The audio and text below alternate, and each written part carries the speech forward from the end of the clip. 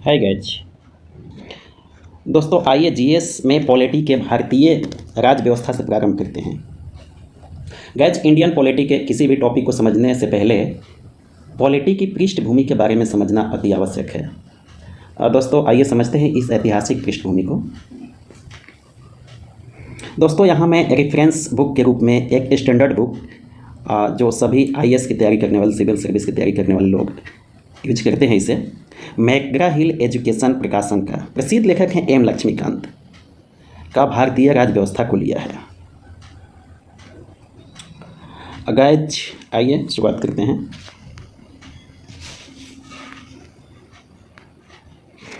ऐतिहासिक पृष्ठभूमि से भारतीय संविधान व राज्य व्यवस्था ब्रिटिश शासन से अधिकतम प्रभावित है। यह हम सभी जानते हैं कि हमारा जो संविधान है वो ब्रिटिश शासन से ज़्यादा प्रभावित है। ऐसे कई देशों और से लिया गया है, उसमें बहुत चीज़ें शामिल है, लेकिन ब्रिटिश शासन से अधिकतर प्रभावित है। किंतु ब्रिटिश राज में भारत में हुई अनेक घटनाओं ने भी भारत सरकार व प्रशासन की इस रूपरेखा को निर्मित की है। जो भारत जब गुलाम था अंग्रेजों के दौरान, उस समय कई घटनाएं हुई थी। उन घटनाओं से भी हमारा संविधान प्रभावित हुआ है और उन घटना से भी कुछ चीज़ें शामिल की गई हैं। तो आइए इसी घटना को आज समझते हैं क्रमवार रूप से। ठीक है, इसमें पहला घटना है ईस्ट इंडिया कंपनी का शासन जब था 1773 से 1858 के दौरान। तो इन घटनाओं को दो भाग में बांटते हैं। एक है ईस्ट इंडिया कंपनी के शासन के दौरान का घटना, और दूसरा हो जाता है फिर आपको मिलता है ताज का शासन, जो 1858 से 1947 तक था। तो आइए ईस्ट इंडिया कंपनी के दौरान की घटनाओं को पहले हम व्याख्या करते हैं। यह ईस्ट इंडिया कंपनी के दौरान की घटनाएं। ठीक है, इसके दौरान चार घटनाएं मूलतः हैं जो हमारे शासन व्यवस्था को प्रभावित किया है। पहला है 1773 का रेगुलेटिंग एक्ट। दूसरी घटना है 1784 का पिट्स इंडिया एक्ट। तीसरा घटना है 1833 का चार्टर अधिनियम, और चौथा घटना है 1853 का चार्टर अधिनियम। गैज इन सभी के बारे में डिटेल हम अगला वीडियो में बताएंगे कि 1773 का रेगुलेटिंग एक्ट क्या था, उसके पॉइंट्स बताएंगे। 1784 का पिट्स इंडिया एक्ट क्या था, 1833 का चार्टर अधिनियम क्या था, और 1853 का चार्टर अधिनियम क्या था। फिलहाल इस वीडियो में हम सिर्फ एक संक्षिप्त विवरण ले रहे हैं इस घटना का, क्या क्या घटनाएं थी। ठीक है दोस्तों, तो ये हो गया आपको कंपनी के तहत जो घटनाएं घटी थी, जब भारत का शासन कंपनी के हाथों में था। वहाँ की कंपनी जो आप जानते हैं ईस्ट इंडिया कंपनी थी। अब आगे हम देखते हैं कि जब 1858 में वहाँ की महारानी ने शासन को अपने हाथों में ले लिया, भारत के शासन को। यह कुछ घटना सिपाही विद्रोह हुआ था, उसके बाद लिया गया था। आइए देखते हैं उसमें क्या क्या ऐसी घटनाएं थी जिससे हमारा भारतीय राज्य व्यवस्था प्रभावित हुआ है। तो पहला है 1858 का भारत शासन अधिनियम।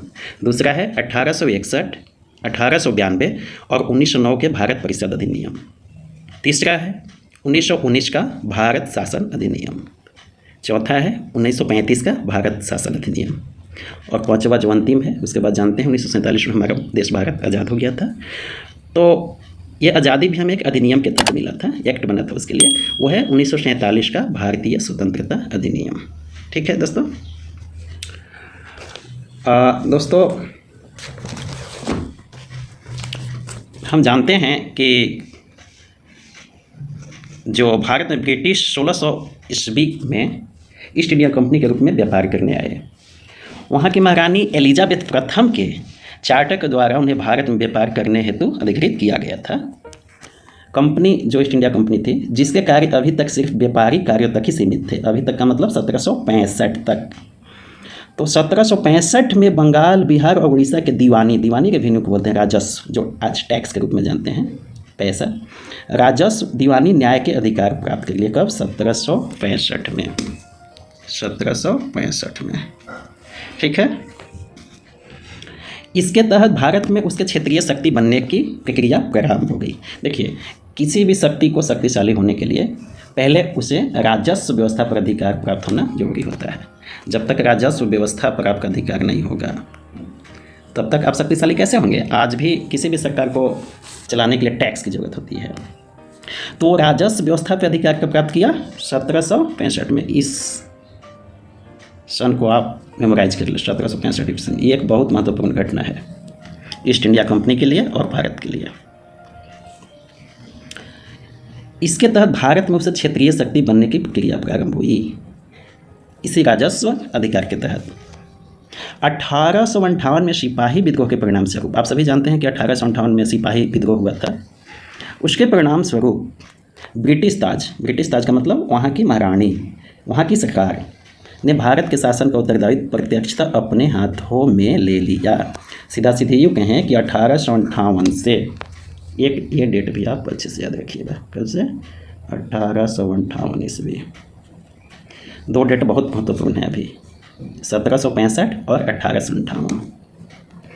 तो 1858 में सिपाही विद्रोह के परिणाम स्वरूप ब्रिटिश ताज ने भारत के शासन का उत्तरदायित्व प्रत्यक्षतः अपने हाथों में ले लिया था।